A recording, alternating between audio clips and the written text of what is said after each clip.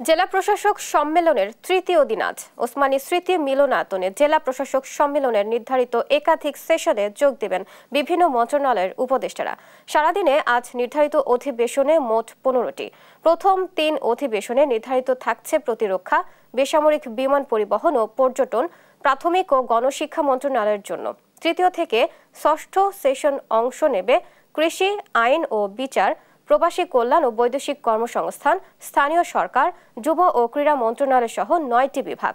জোহরের নামাজ ও মধ্যাহ্ন বিরতির পর সপ্তম থেকে একাদশ অধিবেশনে অংশ নেবে পানি সম্পদ, পরিবেশ, বন ও জলবায়ু, মৎস্য ও প্রাণী সম্পদ, সংস্কৃতি, পররাষ্ট্র ও ধর্ম মন্ত্রণালয়।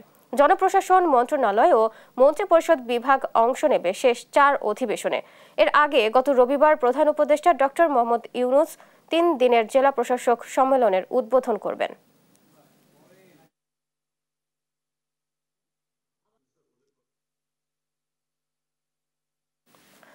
দর্শক, ডিসি সম্মেলনের সর্বশেষ তথ্য জানাতে সরাসরি যোগ দিচ্ছেন সহকর্মী কায়েস রাহাত।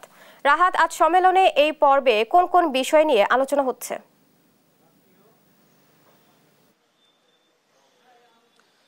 ধন্যবাদ। যেমনটি জানেন যে ঢাকার উসমানী স্মৃতি মিলনায়তনে চলছে জেলা প্রশাসক সম্মেলন এবং এই জেলা প্রশাসক সম্মেলনের আজকে তৃতীয় দিন।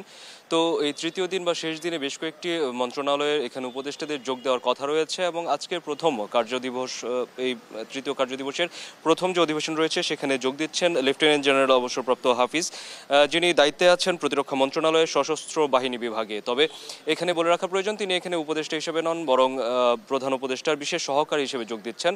আর আলোচনার যে বিষয়টি রয়েছে সেই বিষয়টি সম্পর্কে এখনও স্পষ্টভাবে তেমন কিছু আমাদেরকে জানানো হয়নি। আমরা আশা করছি যে এখন যে সেশনটি চলছে সেই সেশনটির শেষ দিকে এসে গত দুদিনের মতোই আমরা দেখতে পেয়েছি যেভাবে যে সেশনের শেষ দিকে এসে হচ্ছে এখানে সাংবাদিকদের জন্য নির্ধারিত যে স্থানটি রয়েছে সেখানে তারা ব্রিফ করেছেন এবং কি কি বিষয়ে আলোচনা হয়েছে সেই বিষয়গুলো নিয়ে তারা বলেছেন এবং এমনকি যে বিষয়গুলো নিয়ে তারা পরিকল্পনা করছেন ভবিষ্যতে জেলা প্রশাসকদের সাহায্যে যে বিষয়গুলোকে আরও সামনে নিয়ে আসা প্রয়োজন বা যে বিষয়গুলোর সাথে জেলা প্রশাসকরা তাদেরকে বিভিন্ন পরামর্শ দিচ্ছেন বা যে অভিযোগগুলো বলছেন বা যে সমস্যাগুলো সেখানে নির্দেশ করছেন সেই বিষয়গুলো নিয়ে এখানে আলোচনা হয়েছে। আমরা এর আগে দেখেছি গত 2 দিনে বেশ কয়েকটি গুরুত্বপূর্ণ বিষয় বা বেশ কয়েকটি গুরুত্বপূর্ণ আলোচনা কিন্তু সামনে চলে এসছে, যেমন যে ভুয়া মুক্তিযোদ্ধাদেরকে আইনের আওতায় নিয়ে আসা এবং এটার পাশাপাশি খাদ্য উপদেষ্টা বলেছিলেন যে তিনি রমজানের জন্য কি প্রস্তুতি নিচ্ছেন এবং এক্ষেত্রে ঈদের জন্য মানুষদেরকে বা সাধারণ মানুষকে টিসিবি এবং ওএমএস এর মাধ্যমে কিভাবে